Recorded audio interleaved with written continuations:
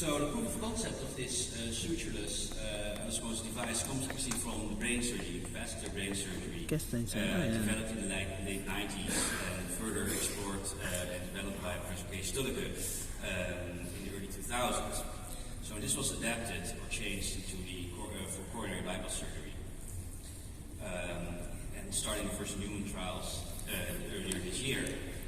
So this is a publication in the New York Times in 2006 where a 26-year-old man with a giant cerebral aneurysm, vascular aneurysm, underwent this procedure done by Dr. Tulleke together with David Langer in New York, and they saved the life of this young man, creating an extracranial to intracranial bypass using this Excimer laser non-occlusive device because they couldn't clamp the cerebral arteries.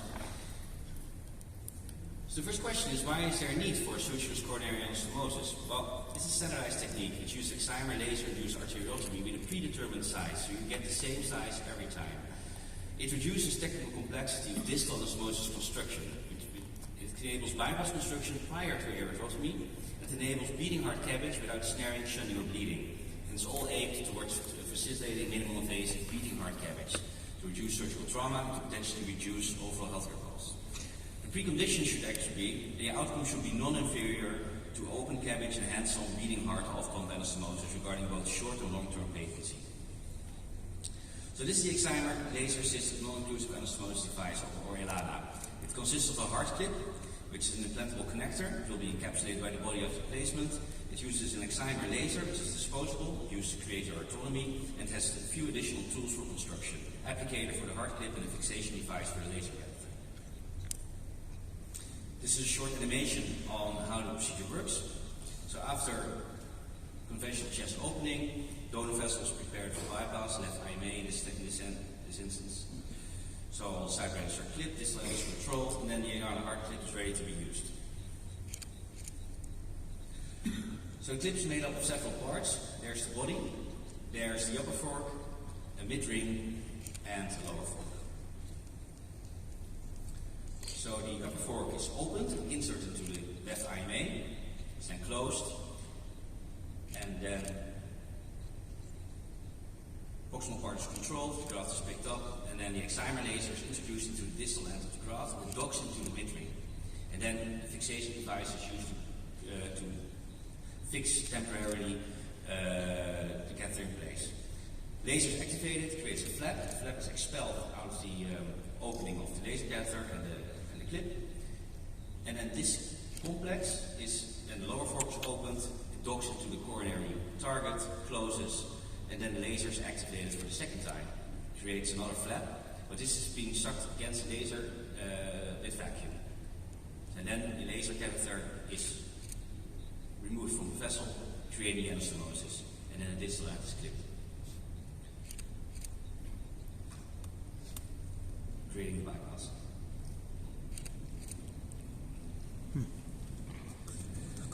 So our first human trial is actually the first of two phases of the SafeGap, safety efficacy of the ELANA Heart Bypass System in patients undergoing coronary bypass grafting. So the first phase is first in human, 10 patients, treated at 2 sites. That was the original idea. Sequential recruitment, safety and efficacy to be assessed at post-operative day 30. Data safety monitoring board to advise on the go or no-go for the next phase. Angiography at post-operative day 365 for 1 year. And patient will be followed up for 5 years. If you got to go for the next phase, additional 65 patients will be recruited up to 8 sites with the same protocol, angiography at post-operative day 365, also 5-year follow-up, and then CR mark to be applied at the end of the analysis of these 365 data.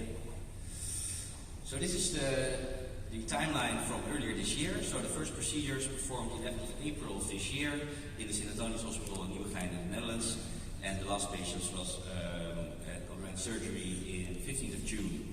And then, of course, the 30-day visit was 15th of July, and then the interim reporting, data safety meaning a decision.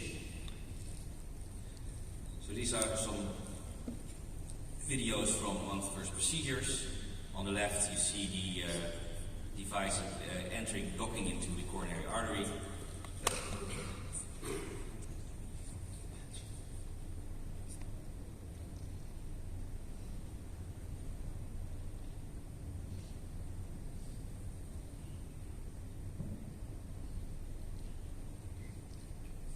the second movie, the laser is applicated, takes 5 seconds, and then the fixation clip is removed from the catheter, and then the laser catheter is removed from the vessel,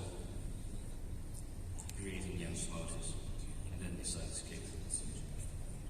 And on the right hand side you see the final result. The clip is visible in place. So this is the data. So 10 patients, mean age 70 years, 90% male, good ventricles. For recruitment reasons and safety reasons, because we're talking about a new revascularization strategy for the LED, actually, for the anterior wall, we started with big diagonal branches. Time of anastomosis between 9 and 42 minutes. Flap retrieval 100% for both the donor IMA and the target coronary. 2 patients needed additional stitches. You see here the graph flow. We do graph flow measurement in all patients. Mean graph flow 16 milliliters with good positivity index and good diastolic fillings for the technical success 100%. Procedural success was regarded with 90% because one clip was dislocated because we were doing second time of flow measurement. Deep inflation by anesthesiologist dislodged the clip. So then we had sutured the anastomosis all actually the same flow and same positivity index as the previous anastomosis made by the clip. Enrollment was actually 11 patients. 1 patient we met exclusion criteria because we stated in the protocol that there could not be a stent in place in the proximal vessel, in the proximal NDD. So that's why the patient was excluded before he underwent surgery. So 10 patients. There was no cardiac-related mortality, no myocardial infarction, and no target coronary artery revascularization up to 30 days. There were 4 serious adverse events. There's 1 clip, as I also showed you, 2 cardiac tamponates because of bleeding, 1 with assistance, patient recovered eventually, and 1 pulmonary embolism. And then 19 smaller adverse events, most frequently atrial fibrillation and signs of dyspnea post-operative. So no device deficiencies, 90% procedural success, 100% technical success overall, but some additional stitches needed. So an official goal for phase 2 of the trial was received by the Data Safety Monitoring Board on August 23rd. Advices by the Data Safety Monitoring Board. Switch now that we've proven safety in these first 10 patients, switch back to LIMA-NAD, which was the original strategy. Move the coronary angiography forward to 6 months follow-up, excessive 12 months follow-up, and standardized preoperative anticoagulation protocol, and be completely sensitive for P2Y12 inhibition status because of the bleedings we had in these first patients. These patients all have dual antiplatelet therapy, preoperative surgery. So we cannot do this alone. So this is actually a joint collaboration between Deutsches Herzzentrum in Berlin, Professor Falk, Professor Jacobs, and Dr. Nazari, who just recently moved to Zurich, and this is Antonius Hospital in Nieuwegein. It's the largest heart center in the Netherlands by my colleague Dr. Putte and myself, with the help of Mr. Bronkers, the CTO of EACTS Medical, company behind the product. And we're very happy to take any questions.